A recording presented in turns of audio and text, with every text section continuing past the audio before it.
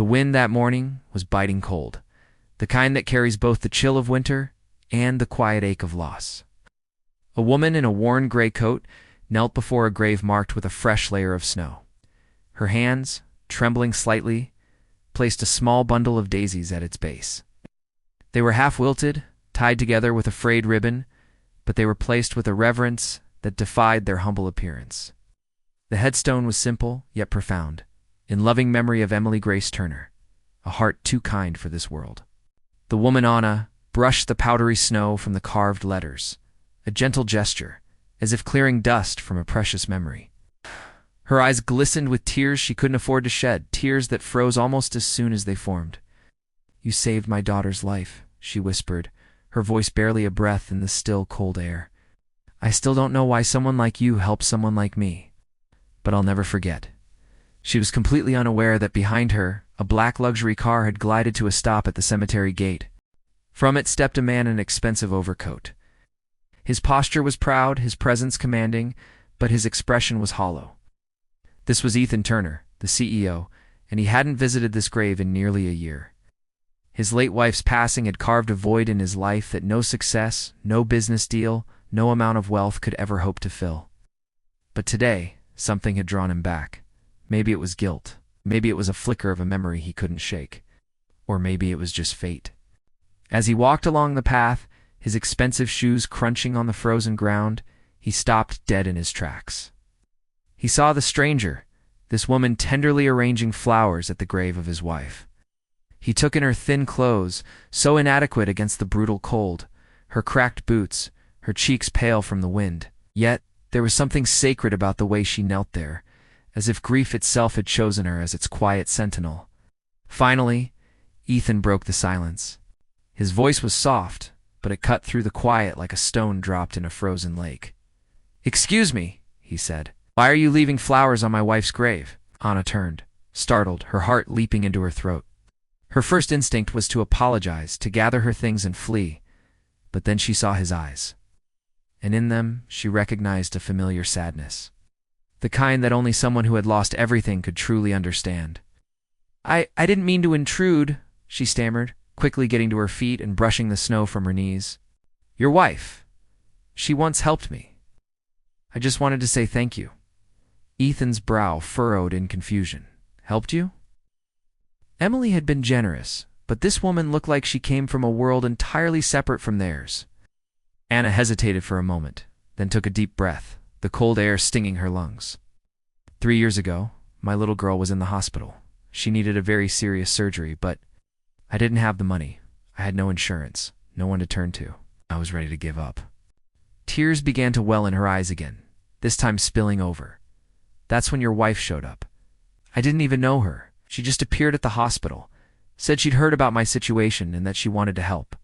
She paid for everything, the surgery, the recovery, everything, and she never asked for a single thing in return." Anna's voice cracked with emotion. She saved my daughter. I tried to find her later to thank her properly, maybe even start paying her back. But that's when I found out she'd passed away. Ethan felt the world tilt beneath his feet.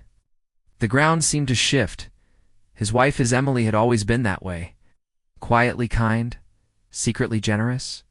He remembered chiding her once, telling her that she gave too much of herself, that people would take advantage of her open heart. She had only smiled that gentle smile of hers and said, "If my kindness changes even one life, Ethan, that's enough for me." Now, standing in the bitter cold before her grave, Ethan finally understood the depth and breadth of her words. He saw how deeply her kindness had rippled, touching shores he never even knew existed. "Your daughter?" he asked softly, his own voice thick with emotion. "How is she now?" A faint smile touched Anna's lips, a single tear tracing a path down her cold cheek. "She's healthy. She's wonderful. She turned 7 last week. She's always saying she wants to be a nurse someday to help people, just like the angel who saved her." Something inside Ethan broke open. All the years he'd spent burying his grief behind board meetings, burying his heart behind business trips, and the echoing silence of his empty mansion, none of it mattered now.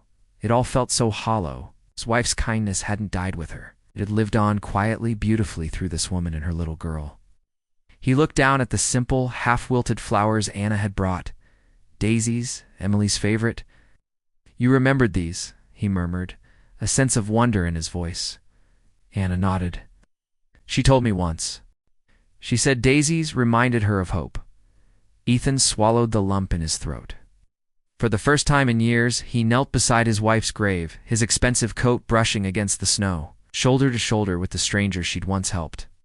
Together, in a shared, unspoken understanding, they arranged the flowers properly, brushing the snow away. It wasn't the awkward silence of two strangers, but the quiet communion of shared grief and profound gratitude. After a moment, Ethan stood and turned to her. "What's your name?" "Anna," she replied softly. He nodded slowly. "Anna, would you allow me to meet your daughter sometime? I'd like to tell her about the woman who saved her and about the kind of heart she had." Anna looked at him, surprised, her eyes wide. You'd really do that?"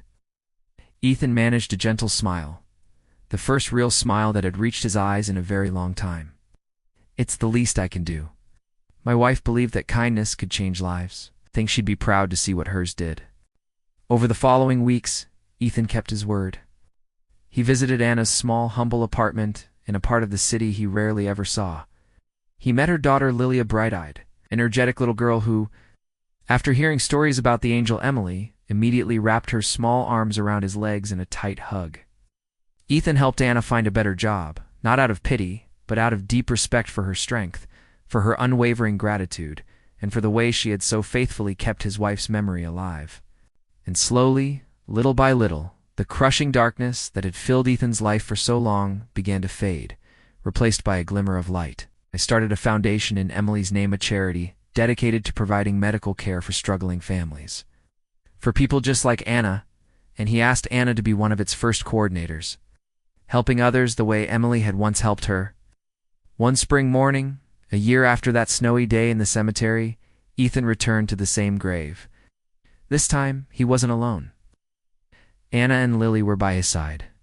The grave was now covered in fresh, vibrant daisies, bright and full of life under the warm sun, Anna whispered, looking at the name on the headstone.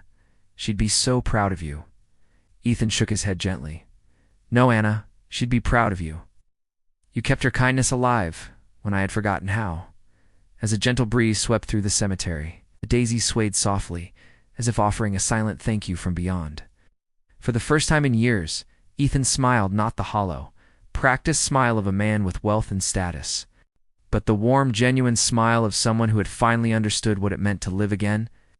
And beside him, the poor woman who once came only to leave a few wilting flowers, now stood as living proof that even one single act of kindness, no matter how small it may seem, can outlive us all.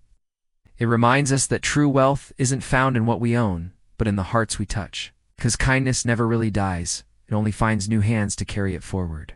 Thank you so much for watching. If this story touched your heart, please consider liking this video and subscribing to the channel for more stories that inspire. We'll see you next time.